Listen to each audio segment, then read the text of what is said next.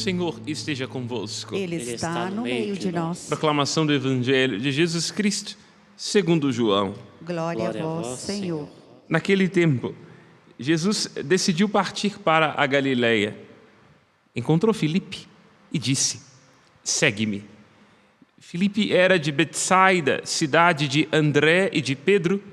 Filipe encontrou com Natanael e lhe disse: encontramos aquele de quem Moisés escreveu na lei e também os profetas, Jesus de Nazaré, o filho de José. Natanael disse: de Nazaré pode sair coisa boa? Filipe respondeu: vem ver. Jesus viu Natanael, que vinha para ele, e comentou: aí vem o israelita de verdade, um homem sem falsidade. Natanael perguntou: de onde me conheces? Jesus respondeu: antes que Filipe te chamasse, enquanto estavas debaixo da figueira, eu te vi. Natanael respondeu: Rabi, tu és o Filho de Deus, tu és o Rei de Israel. Jesus disse: tu crês porque te disse, eu te vi debaixo da figueira, coisas maiores do que esta verás. E Jesus continuou: em verdade vos digo, vereis o céu aberto e os anjos de Deus subindo e descendo sobre o Filho do Homem. Palavra da salvação. Glória a vós, Senhor. Pelas palavras do Santo Evangelho, sejam perdoados os nossos pecados. Amém. Amém. Continuamos nossa aventura, tendo como companheira as Sagradas Escrituras em nosso itinerário de aprofundamento na realidade manifesta a nós. O Verbo se fez carne, veio morar conosco. Estamos nós nos aventurando a aprofundar no sentido do Natal. E particularmente hoje, as leituras nos convidam a perceber que no Natal nós somos feitos filhos no Filho. A grande descoberta que nós temos quando nos arriscamos, como Natanael, a vir ver o Senhor na manjedoura. Este menino, nele está nosso tecido, nossa carne, nossa humilde condição.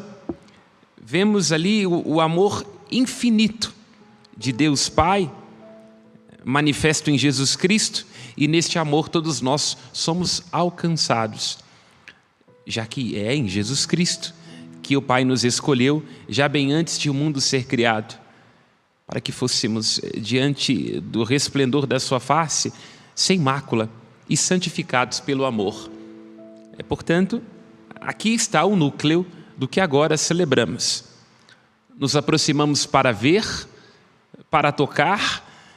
Vemos nesta criança o amor infinito e eterno de Deus Pai para com o Filho que Ele gerou na eternidade e que, por graça do seu Espírito, foi gerado no tempo no seio de Maria.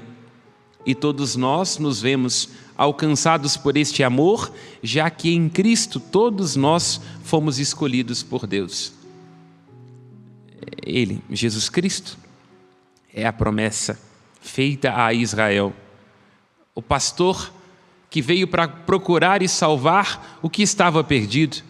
Suas ovelhas somos nós. Nós somos o seu povo e o seu rebanho, conduzidos por sua mão. O mistério do Natal não é outra coisa do que o mistério de um Deus que veio resgatar as ovelhas que perdeu. Aparece aos pastores, sendo Ele mesmo o pastor que veio tangenciar as suas ovelhas. Que coisa romântica e maravilhosa, não é? Romantismo no sentido autêntico, terno, profundo. Mas, se é romântico, o é porque é amor.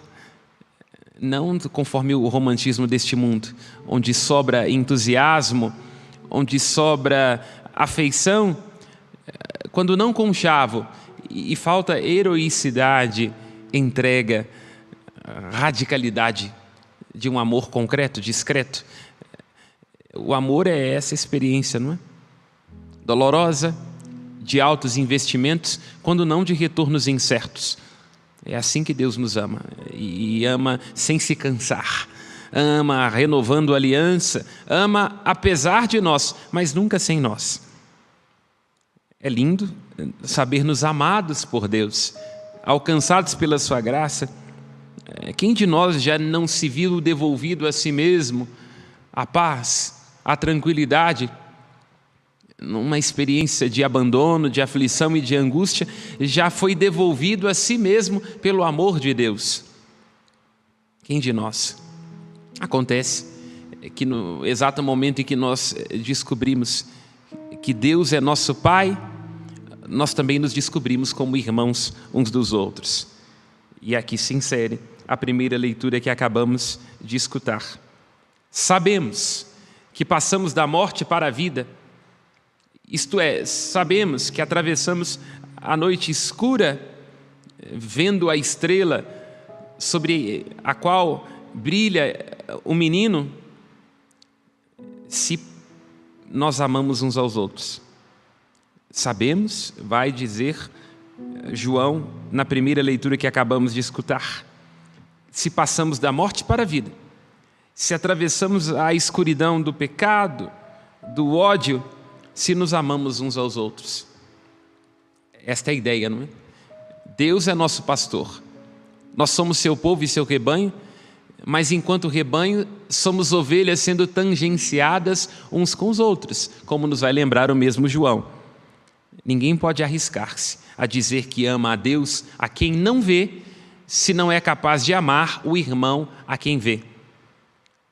O apóstolo Paulo, então, na carta aos Romanos, capítulo 2, versículo 9, diz: amemos sem fingimento.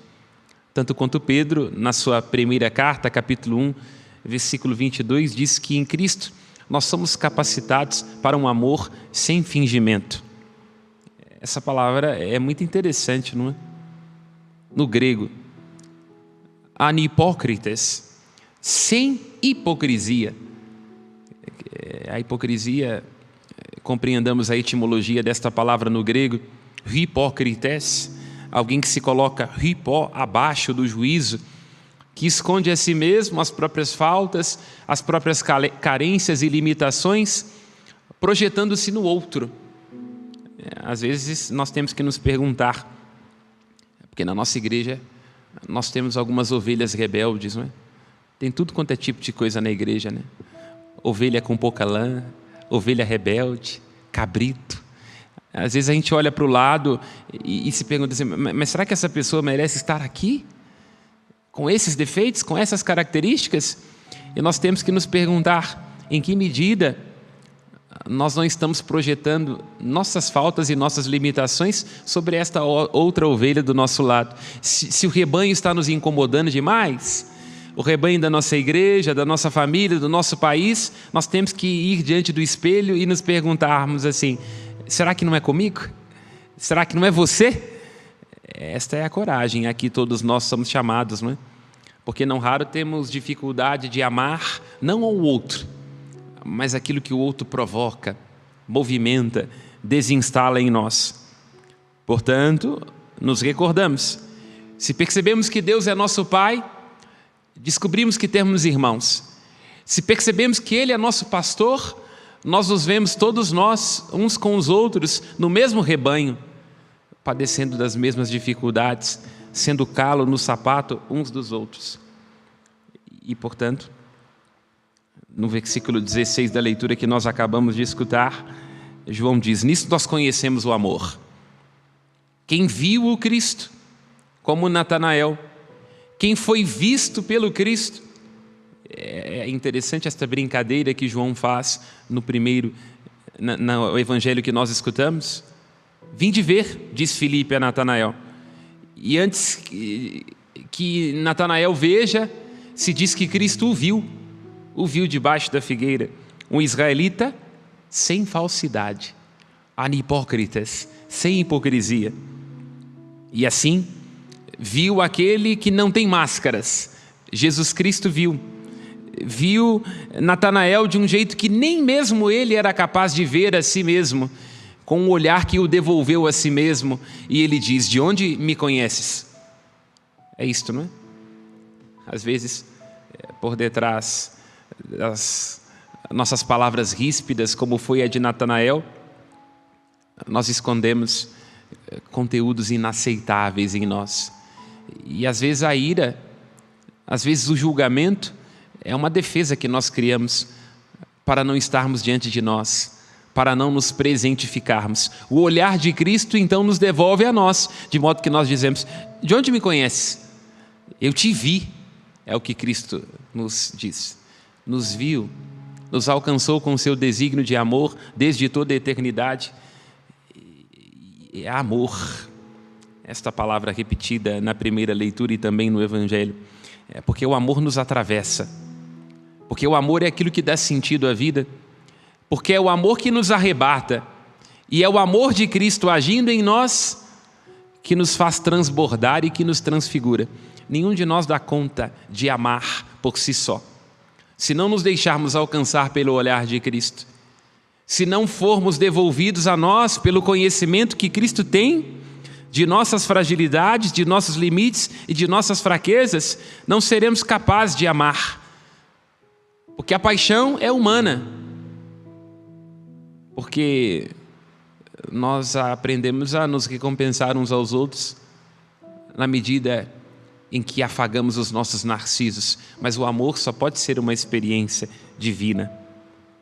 Aqui falando de ovelha e aprofundando aquilo que João está dizendo, nesta primeira leitura que nós escutamos, que foi colocada aqui porque está nos ajudando a entender, se nós nos descobrimos como filhos de Deus, também temos que nos enxergar e nos perceber como irmãos uns dos outros. João, nos leva à primeira família no livro do Gênesis e vai nos ajudando com esta narrativa simbólico, poética, a entender aonde nos leva o desamor, a uma cegueira profunda. Quem ama permanece na luz e não tropeça, vai dizer João.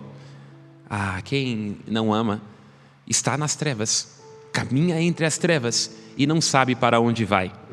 É isso, né? Quando nós não nos deixamos atravessar, seduzir pelo amor de Deus, a gente está nas trevas. Não vê como deveria, vê mal. Não escuta como deveria, fala mal.